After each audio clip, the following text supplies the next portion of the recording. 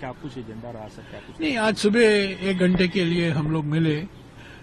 18 लोग थे, महासचिव और जो इंचार्ज हैं अलग अलग राज्यों के। तो पहली मुलाकात, पहली बैठक है।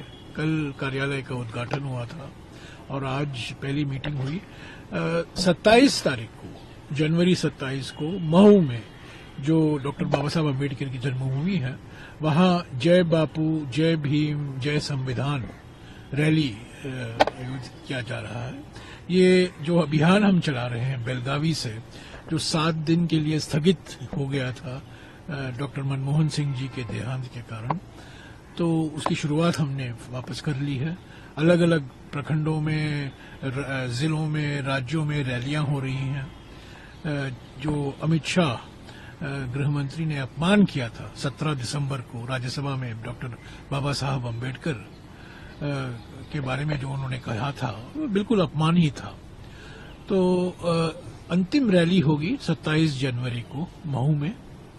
कांग्रेस अध्यक्ष जी रहेंगे, राहुल जी रहेंगे, सभी लोग रहेंगे। 28 तारीख को इसी नए कार्यालय में सारे पीसीसी अध्यक्ष आएंगे, सारे महासचिव रहेंगे, इंचार्ज रहेंगे, प्रभारी रहेंगे, और जो बेलगावी में हमने नव सत्याग्रह संकल्प रेजोल्यूशन पारित किया था, उसके बारे में हम बात करेंगे। वहां हमने ये घोषणा की थी कि ये साल संगठन का साल होगा। संगठन में जो हमें परिवर्तन लाने हैं, तो संगठन सृजन कार्यक्रम की घोषणा की थी, उसको लेकर बहस होगी। और 1 साल के लिए 26 जनवरी 2025 से लेकर 26 जनवरी 2026 तक जो हम संविधान बचाओ राष्ट्रीय पदयात्रा निकालने वाले हैं अलग अलग राज्यों में, जिलों में, उसके बारे में भी हम चर्चा करेंगे विस्तार से, और जो डिटेल है उस दिन हम उसको फाइनलाइज करेंगे।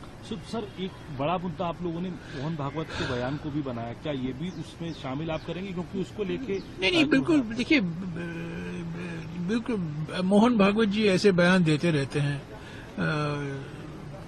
ऐसे बयान कई विषयों पर देते हैं, बिना मतलब के देते हैं।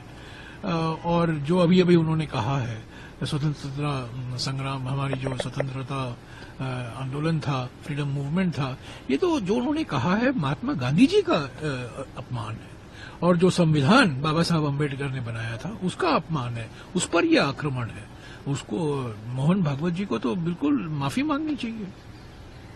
ये मैं समझता हूँ ये एंटी नेशनल है। मैं कल ही कहा था, ये एंटी नेशनल है। जब आप महात्मा गांधी जी का अपमान कर रहे हैं, जब आप संविधान का अपमान कर रहे हैं, क्या दिखाइए आप, उनकी मानसिकता दर्शाता है ना। ये आरएसएस, हमारी स्वतंत्रता संग्राम आंदोलन में उनका कोई योगदान नहीं रहा था, संविधान बनाने में कोई योगदान नहीं था। हालांकि संविधान का इन्होंने बिल्कुल विरोध किया, और जैसे अपमानजनक शब्द इन्होंने इस्तेमाल किया गांधी जी को लेकर, बाबा साहब अम्बेडकर को लेकर, ये सब भूलना नहीं चाहिए हमें। ये एक इतिहास है। और आरएसएस ने ही कहा था 4 दिन, हम 26 नवंबर 1949 को संविधान सभा में ये संविधान का जो मसौदा था वो अडॉप्ट किया गया, और 4 दिन बाद आरएसएस ने कहा ये संविधान भारतीय संविधान नहीं है, क्योंकि ये मनुवादी आदर्शों पर आधारित नहीं है, मनु आदर्शों से प्रेरणा नहीं लेती है। तो ये इनकी मानसिकता है।